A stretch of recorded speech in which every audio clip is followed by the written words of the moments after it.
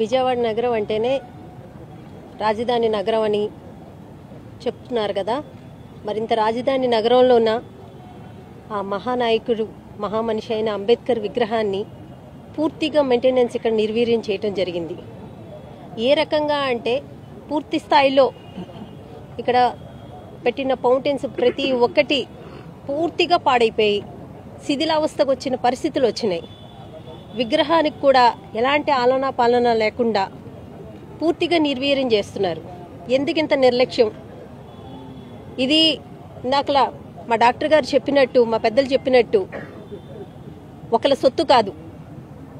అంబేద్కర్ అన్న వ్యక్తి మన రాజ్యాంగ పిత అయ్యుండి ఆయన్ని ప్రతి ఒక్కరూ మా మనిషి అని చెప్పుకునే విధంగా ఈరోజు కుల వ్యవస్థ లేకుండా ఉన్న వ్యక్తి అంబేద్కర్ గారు.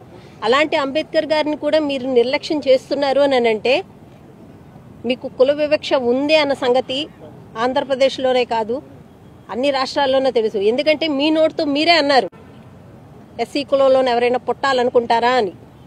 అలాంటి వ్యక్తి మీరు. అలాంటి వ్యక్తి అంబేద్కర్ గారిని కూడా మీరు ఇలాంటి కుల వివక్ష చేస్తున్నారు అన్నది ఈరోజు అర్థం చేసుకోవాల్సిన పరిస్థితి ఈరోజు వస్తుంది.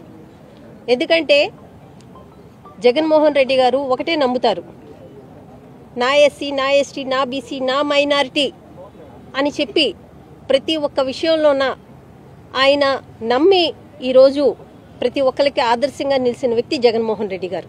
ఆయన ఆధ్వర్యంలోన ఈ ఒక విగ్రహాన్ని నిర్మించారన్న ఒక కక్షతోటి, కుతంత్రంతో ఈరోజు మన రాజధానిలో ఉంటుంది.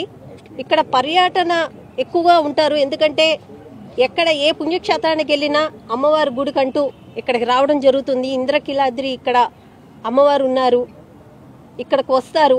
అది వచ్చి ఇక్కడికి వచ్చి ఇక్కడ అంబేద్కర్ విగ్రహాన్ని కూడా సందర్శించడానికి ఎన్నో వేల మంది వచ్చి, ఇంతకు ముందు వైఎస్ఆర్సీపీ గవర్నమెంట్లోనే ఎన్నో వేల మంది వచ్చేవారు, ఇక్కడ వచ్చి చూసి వెళ్ళేవారు. ఈ రోజు చూడండి, సాయంత్రం అయింది, ఒక్క పర్యాటకులు ఈ చుట్టుపక్కల ఎవరైనా కనబడుతున్నారా?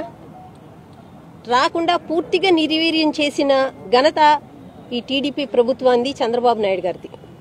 ఇది కానీ మీరు వెంటనే శ్రద్ధ తీసుకొని అంబేద్కర్ విగ్రహాన్ని పూర్తి స్థాయిలో మళ్ళీ పునర్వైభవం వచ్చే విధంగా మీరు చేయకపోతే మాత్రం మా సుధాకర్ బాబు గారి ఆధ్వర్యంలోన స్టేట్ వ్యాప్తంగా మేమందరం దీన్ని ఇంకా ముందుకు తీసుకెళ్తాం. మా జిల్లా అధ్యక్షుడు అవినాష్ గారు, మా పెద్దలు, మా ఇన్ఛార్జీలు, మా పెద్దలు వెల్లంపల్లి గారు, విష్ణు గారు, మా డాక్టర్ గారు అందరూ ఆధ్వర్యంలో ఈ విషయాన్ని ఇంకా ముందుకు తీసుకెళ్తామని మేము తెలియజేసుకుంటాం.